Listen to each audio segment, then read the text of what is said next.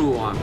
Si j'étais une molécule de dioxyde de carbone, ou CO2, je vivrais plutôt mal ma situation.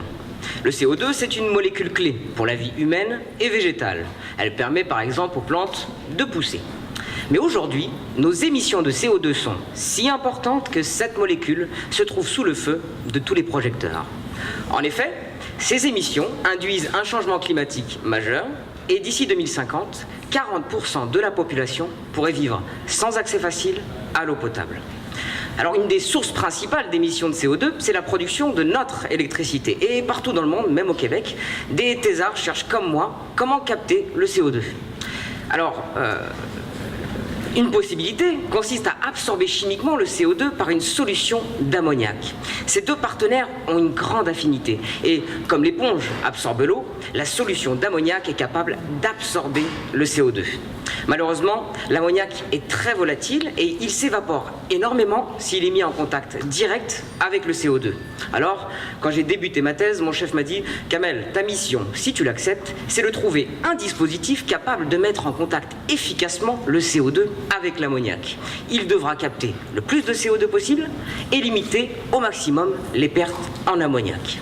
PS, ton contrat s'autodétruira dans 3 ans. » Devant l'urgence, j'ai décidé de m'inspirer de la nature et d'utiliser des membranes. Une membrane, c'est une fine couche qui a la faculté de choisir les molécules qu'elle laissera passer. Comme un tamis, une membrane laisse passer en premier les molécules les plus petites. Alors la plus belle des membranes, c'est certainement votre peau. Elle laisse sortir l'eau lorsque vous transpirez, mais elle la laisse jamais entrer. Pensez aussi à vos poumons. Ils laissent l'oxygène entrer et le CO2 sortir. Alors de la même façon, j'ai imaginé une membrane qui séparait physiquement la fumée à traiter et la solution d'ammoniac absorbante. Ce tamis idéal serait capable de laisser passer le CO2 vers l'ammoniac pour être absorbé, mais pas l'ammoniac qui serait alors confiné. Mais quel tamis choisir ? Après quelques expériences ratées, j'ai trouvé une solution à ce problème de taille. J'ai découvert des matériaux que j'appelle effrayants.